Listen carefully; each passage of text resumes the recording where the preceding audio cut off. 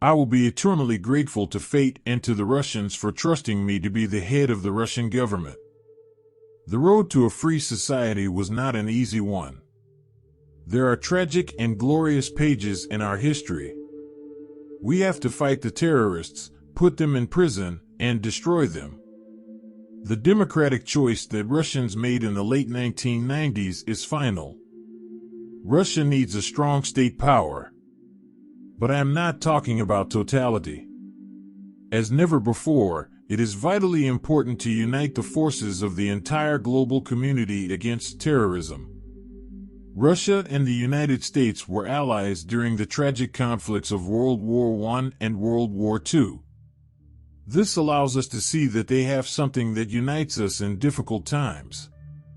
I think and believe it has more to do with morality than geopolitics.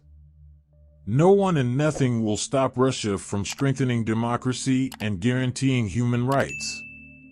We don't need a weakened government, but a strong government that takes on individual rights and cares for society as a whole. The collapse of the Soviet Union was the greatest geopolitical disaster of the century. Our goals are absolutely clear: a high standard of living in the country and a safe, free, and comfortable life. No mention of the need to fight terrorism can be an argument for limiting human rights. Why don't you negotiate with Osama bin Laden? Proposes to the U.S. government. We must ensure that those who fight corruption are clean. The Cold War will not be about Ukraine or Crimea. Stalin is the most famous figure in Russian history. Russia does not want any confrontation. And we will not be part of any kind of sacred alliance. History proves that all dictatorships, all authoritarian forms of government are transitory.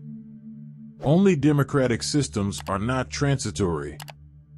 Regardless of the limitations, mankind has not invented anything better.